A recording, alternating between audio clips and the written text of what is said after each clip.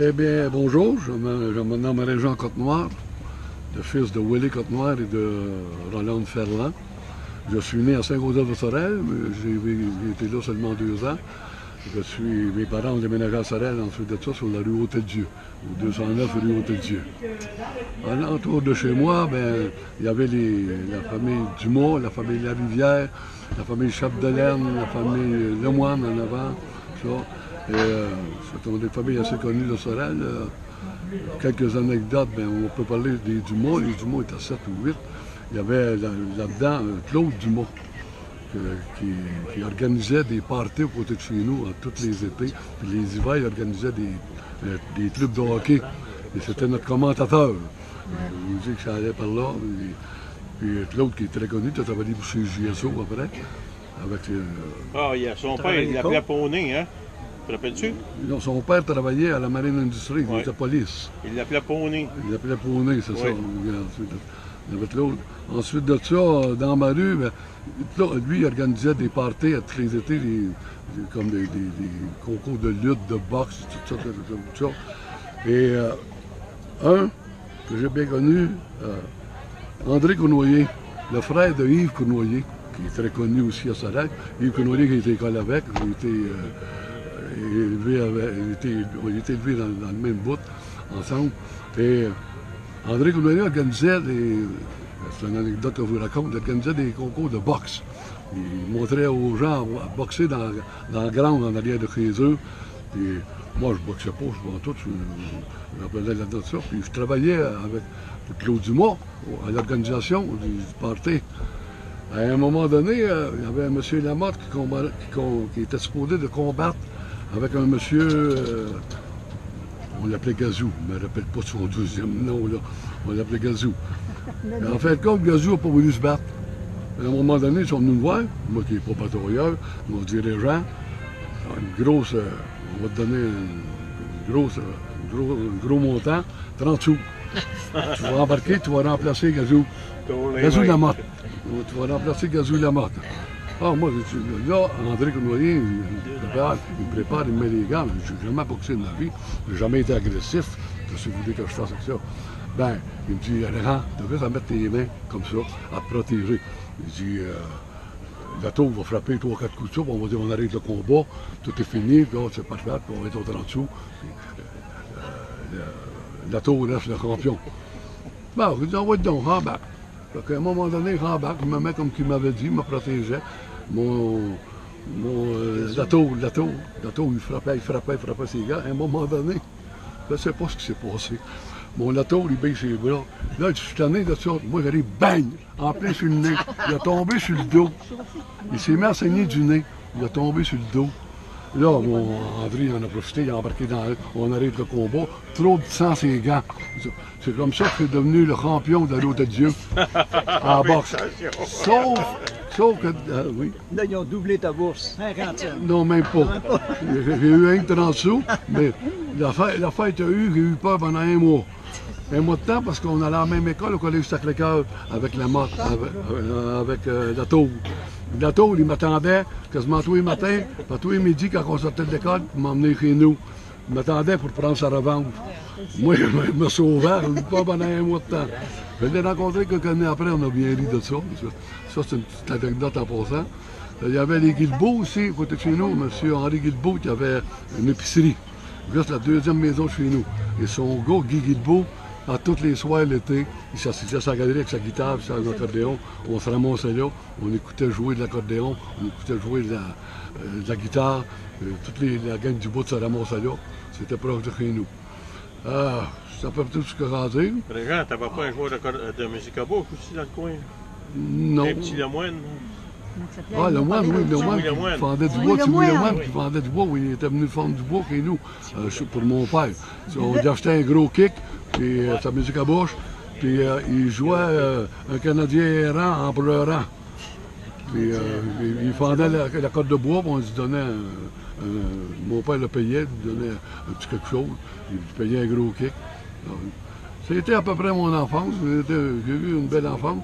Entre-temps, j'avais fait partie des jeunesses étudiantes catholiques, que René connaît très bien. À un moment donné, on avait demandé un gars de moi qui était en général à l'école Sacré-Cœur, et René était lui à l'école classique. Et on nous avait demandé de déclamer une composition de Jean de La Fontaine. Jean de La Fontaine, le loup et le chien.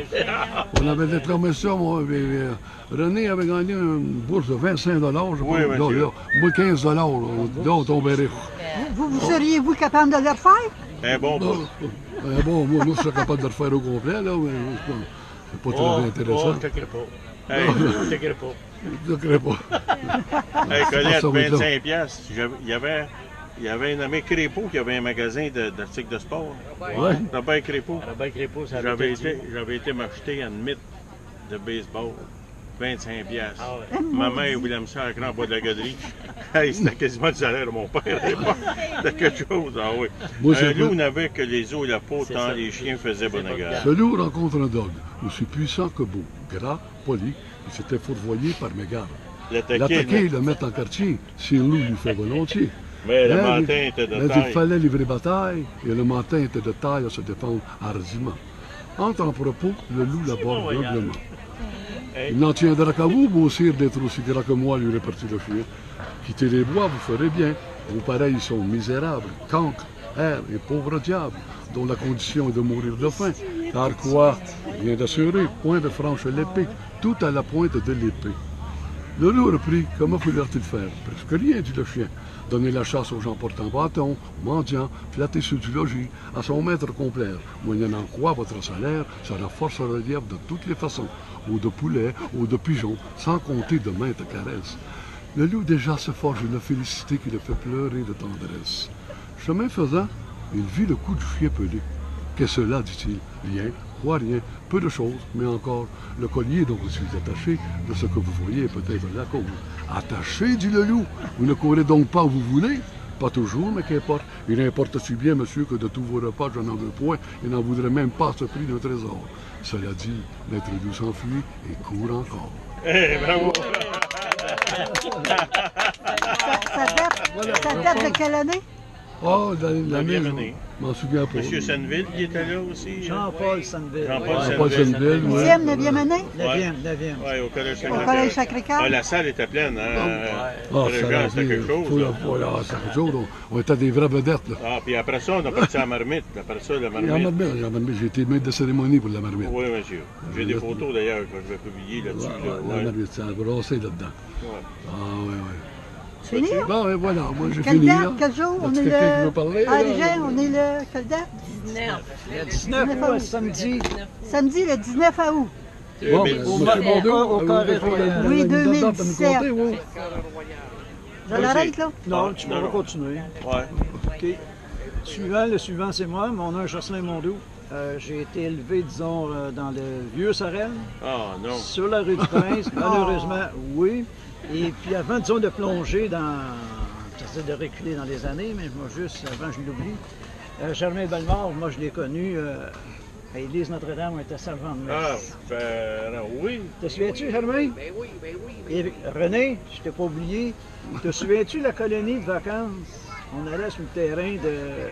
Alfred Case. Alfred Case. Oui. À Saint-Anne? Ouais. En Où est-ce qu'il y avait le autobus. bateau En Le Doré? autobus. On partait de pas l'école Tétro, mais le centre Notre-Dame. Oui.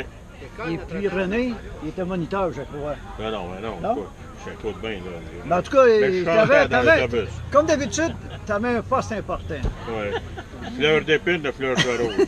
C'est ce qu'on chantait dans l'autobus. OK. Fait que moi, disons, j'ai été élevé, comme j'ai dit tantôt, dans le Vieux-Sorel, sur la rue du Prince, tout près, disons, de la salle des Cheveux de Colomb. Avant, c'était la salle colombienne, c'est ça? C'est ça, René? Colombienne. Colombienne. Il y avait des fins de semaine, il y avait de la danse.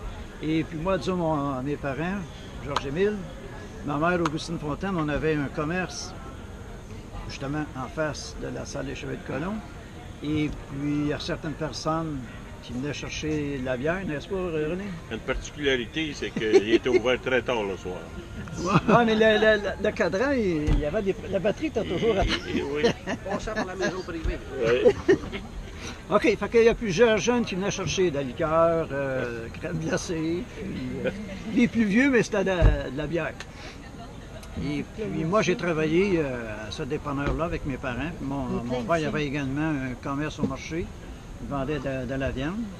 Et puis au niveau des sports, moi, j'ai joué au hockey. Ici, au Colisée Cardin, à l'époque, il y avait des clubs, des paroisses. Il y avait Saint-Pierre, Saint-Maxime, Notre-Dame, puis Saint-Gabriel.